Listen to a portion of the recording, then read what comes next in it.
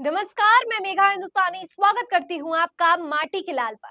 क्या आप सोच सकते हैं, भारत जो कि एक धर्मनिरपेक्ष देश है, इसी भारत में एक व्यक्ति जो खुद को संत कहता है, वो व्यक्ति एक विशेष धर्म के खिलाफ जहर उगलने का काम करता है।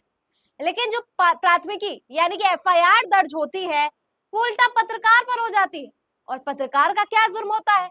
पत्रकार उस संत की कही गई भाषण को, क्लिप को, जिसमें जहर उगलने का काम किया गया है, देश में सौहार्द को बांटने का काम किया है, हिंदू मुसलमान में लड़ाई लगवाने का काम किया है, उस क्लिप के जरिए एक्सपोज करने का काम जब पत्रकार करता है, तो उल्टा जो एफआईआर है वो पत्रकार पर ही दर्ज करा दी जाती है। तो क्या पूरा मामला है और कैसे मजाक बनकर रह गया है भारत में धर्मनिरपेक्षता का कॉन्सेप्ट, आज आपको इस वीडियो में बताएंगे, तो वीडियो को अंत तक जरूर देखिए।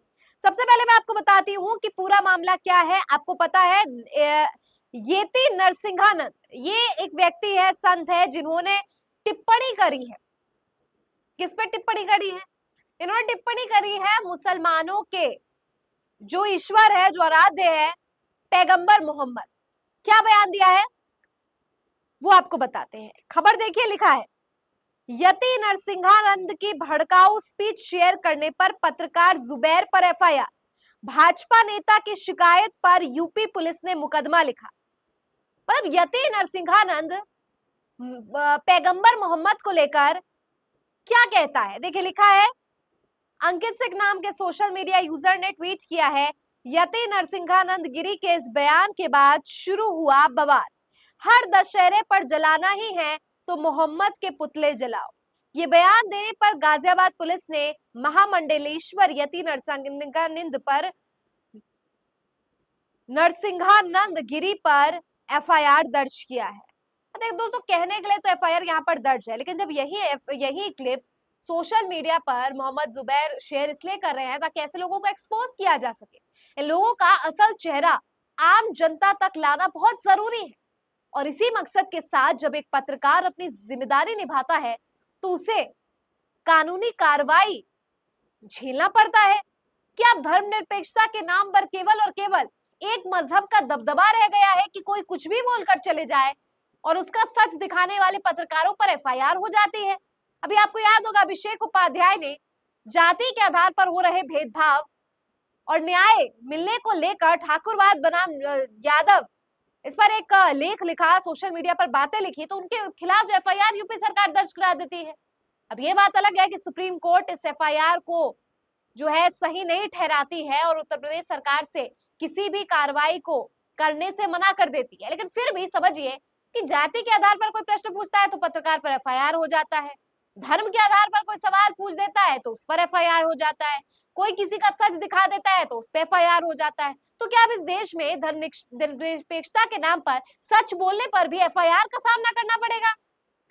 देखिए, योगी आदित्यनाथ उत्तर प्रदेश के मुख्यमंत्री क्या लिखते हैं, कहते हैं किसी भी जाति, मत, मजहब अथवा संप्रदाय से जुड़े इष्ट देवी देवताओं, महापुरुषों और साधु संतों के विरुद्ध अपमानजनक टिप्पणी अस्वीकार्य है, किंतु विरोध के नाम पर अराजकता भी बर्दाश्त नहीं की जाएगी। कोई भी व्यक्ति अगर आस्था के साथ खिलवाड़ करेगा तो उसे कानून के दायरे में लाकर कठोरता पूर्वक सजा दिलवाई जाएगी। प्रदेश में सभी की सुरक्षा हमारी शीर्ष प्राथमिकता है। यूपी गवर्नमेंट पर्व एवं त्योहारों को सौहार्दपूर्ण तरीके से संपन्न कराने हेतु प्रतिबद्ध है। और यहाँ पर योगी आदित्यनाथ कह रहे हैं कि विरोध के नाम पर अराजकता बर्दाश्त नहीं की जाएगी। तो आपके हिंदुओं में, या मैं कहूं कि नरसिंहानंद नाम का जो संत है, वो जब मुसलमानों के खिलाफ जहर उगलने का काम कर रहा है तो क्या ये बर्दाश्त कर लिया जाएगा? क्या दशहरा में पैगंबर मोहम्मद के पुतले जलाने चाहिए? ऐसे विभत्स, इतनी बुरी और इतनी शर्मसार बयान देने के बाद ऐसे व्यक्ति को आपको लगता है कि सजा नहीं मिलनी चाहिए? क्या ये सब बर्दाश्त कर लिया जाएगा उत्तर प्रदेश में क्योंकि एक मजहब हिंदू का है? ये भी बड़ा सवाल है। और क्योंकि एक मुसलमान है तो उसके बारे में कुछ भी करते रहो। खबर देखिए, लिखा है Narsinghanand is facing multiple FIRs and protests from the Muslim groups against his alleged remarks against Prophet Muhammad. In a complaint to the Kavinagar police, Udita Tyagi, General Secretary of Yati Narasimhanand Saraswati Foundation, alleged that Zubair has posted a video clipping of an old program of Narasimhanand on October 3 to provoke violence by Muslims against him। अब आरोप लग रहा है कि fake news फैलाया गया है मोहम्मद जुबैर द्वारा। आरोप पत्रकार पर लगाया जा रहा है कि पुरानी क्लिप को शेयर कर दिया दंगा भड़काने के लिए। अब देखिए इसमें क्या सच्चाई है, पुरानी क्लिप शेयर किया है नहीं किया है, ये ज्यादा महत्वपूर्ण नहीं है। महत्वपूर्ण ये है कि अगर पुरानी भी क्लिप शेयर करके वो दिखाना, एक्सपोज करना चाह रहे हैं, तो क्या उस पुरानी क्लिप में नरसिंहानंद नहीं है? सवाल तो ये है ना।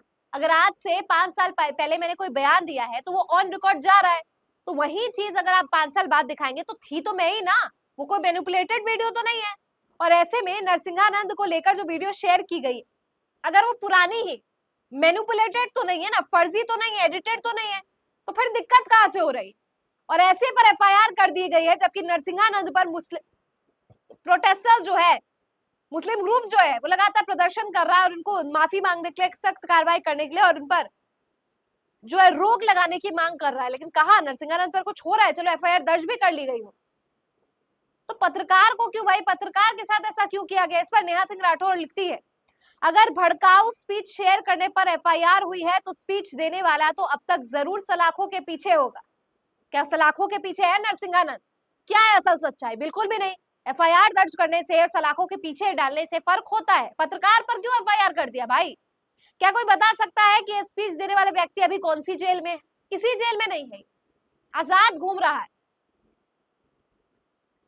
मतलब योगी आदित्यनाथ ये बात लिखते हैं तो विनोद कापरी का जवाब मुझे बहुत उचित लगा। विनोद कापरी जाने माने फिल्म मेकर है और इन दिनों सरकार से सवाल पूछने की भी हिमाकत रखते हैं। क्या कहा है, खुद को योगी कहते हो तो कम से कम खुलेआम झूठ तो मत बोलो। योगी आदित्यनाथ, यति नरसिम्हानंद नाम का ये अराजक तत्व देश और समाज का दुश्मन कई साल से लगातार कानून तोड़ रहा है, लगातार सांप्रदायिक भावनाएं भड़का रहा है, लगातार दूसरे धर्म पर घोर आपत्तिजनक भड़काऊ टिप्पणी कर रहा है, लगातार यूपी का माहौल बिगाड़ रहा है। तब कहां थे आप? इस पर पहले ही कार्रवाई की होती तो ये नौबत नहीं आती। मुख्यमंत्री होकर ऐसे अराजक तत्वों से डरना ठीक नहीं है। ये बहुत विनोद कापरी ने यहाँ पे नस पकड़ लिया। योगी आदित्यनाथ ने ये बात तो कह दी कि हाँ ऐसा ऐसा नहीं होना चाहिए, लेकिन ये व्यक्ति अराजक तत्व जो है यति नरसिम्हानंद, ये तो लगातार कानून तोड़ रहा है। अगर इसने पहले भी बयान दिया है तभी तो मोहम्मद जुबैर ने ओल्ड वीडियो शेयर किया ना भाई। तो ऐसे में तो इनकी खुद की पोल खुल जाती है। जिसने एफआईआर दर्ज करने की मांग कही है उसकी तो खुद की पोल खुल गई है। भाई आप मोहम्मद जुबैर पर एफआईआर करवा रहे हो क्योंकि उसने पुरानी वीडियो शेयर की, इसका मतलब पुराना या पास्ट में भी उन्होंने नरसिम्हानंद में इसी प्रकार के बयान दिए हैं। तो इनका तो इतिहास चेक होना चाहिए, पूरा भूगोल इतिहास सब चेक होना चाहिए, और पास्ट से लेकर प्रेजेंट तक जो तो कुछ भी इन्होंने गलत बोला है सबको लेकर कानूनी कार्रवाई होने की जरूरत है भाई। ये इस वक्त का सबसे बड़ा चिंता करने का विषय है। और आज ये वीडियो बनाने के उद्देश्य भी यही था कि आपको समझ जाए कि कैसे एक धर्म के लोग दूसरे धर्म के बारे में बोलते हैं तो बहुत अच्छा सब सह लेते हैं, अल्पसंख्यकों के खिलाफ बोला जाता है तो केवल अल्पसंख्यकों को ठेस पहुंचती है और इस देश का वो मेन स्ट्रीम नहीं आता है अल्पसंख्यकों के अधिकार के लिए। तो ऐसे में सौहार्द बनाने के लिए जरूरी है कि कोई भी धर्म किसी भी धर्म के बारे में ना बोले, क्या अल्पसंख्यक क्या बहुसंख्यक। लेकिन ये तो ट्रेंड बन चुका है कि हमें कूल दिखना है तो हमें इस तरीके की बात करनी है, हमें एक धर्म को नीचा दिखाना है, एक जाति विशेष के खिलाफ बोलना है, निचली जाति को नीचा महसूस कराना है, तभी तो सबका रोटी पानी और धंधा चलता है ना।